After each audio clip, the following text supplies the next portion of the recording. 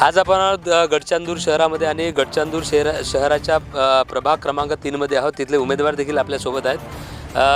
काय समस्या इथल्या, कारण आम्ही आत्ताच लोकराज्य टी व्हीच्या माध्यमातून पाहतोय रस्त्यांचे नाल्यांचे खोदकाम देखील सुरू आहेत. इथले मुळात समस्या आहे, आपण कशा सोडवणार आहात? मी माझ्यासोबत जे सहकार्य आहे आम्ही मिळून इच्छा समस्या सोडवणार आहे. ज्या लोकांच्या ज्या समस्या आहेत त्या इथे कुठल्या समस्या नेमक्या जाणवतात आणि लोकांची मागणी आपल्याकडे काय आहे? रोड करण्याचा आहे, नळाचा आहे, संडासचा आहे, इलेक्ट्रिक पोल आहे. ह्या सगळ्या समस्या आहेत, आम्ही सोडवण्याची अशी हमी देणार आहे. नक्कीच आपण देखील इथले स्थानिक नागरिक आहात.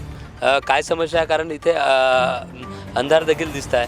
आता कुठला पक्ष जे इथेपर्यंत पोहोचतात आणि आपण आता सध्या कुणाकडनं अपेक्षा करतो?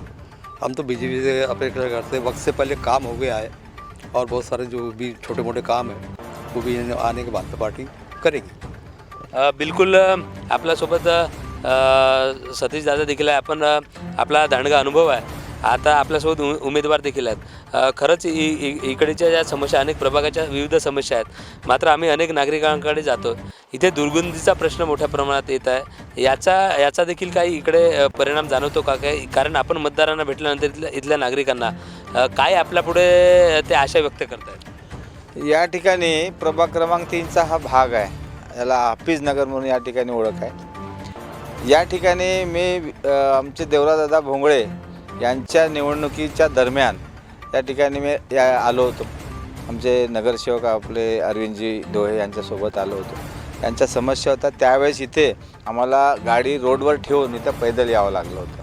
आणि खरोखर अशाही परिस्थितीमध्ये गडचांदूरच्या काही भागामध्ये लोक वास्तव्यास आहे हे पाहून मला फार दुःख झालं. आणि मी यांना त्यावेळेस आश्वासन दिलं होतं की देवराजदादा भोंगळे हे जर या ठिकाणी आमदार झाले तर आपण या ठिकाणच्या समस्या, ज्या रोडच्या, या ठिकाणी पाण्याची व्यवस्था, पाईपलाईन आणि इलेक्ट्रिक, ह्या 3 प्रामुख्याने समस्या होत्या यांच्या.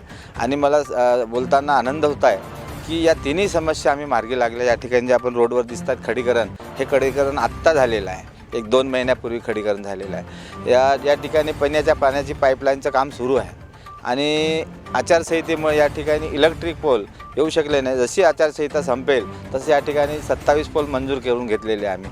आणि या ठिकाणी DP पण मंजूर केलेले आहे. हे सुद्धा काम होणार आहे. आणि सगळ्यात महत्त्वाचं, या ठिकाणी यांची जी समस्या आहे त्यांना माहीतच नाही. मी प्रत्यक्ष पहिली जेव्हा या ठिकाणी माझी उमेदवारी घोषित झाली त्यावेळेस मी या ठिकाणी आलो. यांनी प्रत्येक घराला मी भेट दिली आणि त्यांना विचारलं, बा आपल्या इथल्या काय काय समस्या, मी या ठिकाणी उमेदवार म्हणून निवडणूक लढवणार आहे, तर या भागाची जी समस्या आहे ते निराकरण करण्याची मला करायला पाहिजे. आणि म्हणून मी त्यांच्या समस्या घेतल्या. तर या ठिकाणी एक मोठी समस्या गडचांदूर शहरामध्ये सोबतच या हाफिजनगरमध्ये आहे. गडचांदूर शहरामध्ये या शेतीचा भाग होता. 100 रुपयाच्या स्टॅम्पवर लिहून या ठिकाणी लोकांनी, गरीब मजूर लोक, कामावर जाणारे लोक आहे, सिटीमध्ये महाग प्लॅट घेऊ शकत नाही, म्हणून त्यांनी हा 100 रुपयाच्या स्टॅम्पवर प्लॅट घेतला आणि आपल्या मिळकतीतून या ठिकाणी घर उभं करून हे वास्तव्यास आहे. परंतु हे मालकी अजून पण त्यांचे मालक बनलेले नाही. कारण याचा जर 7-12 बघितला आपण तर ते मूळ मालकाच्या नावाने आहे. आणि म्हणून या ठिकाणी गडचांदूर शहरामध्ये आम्ही, भाजपचं जर सरकार आलं या ठिकाणी, तर पहिला ठराव आम्ही सिटी सर्वे करू या गडचांदूर शहराचा आणि त्यांना आम्ही पट्टे मिळवून देऊ. आणि त्यानंतर त्यांना पंतप्रधान आवास योजनेचा लाभ घेऊन देऊ.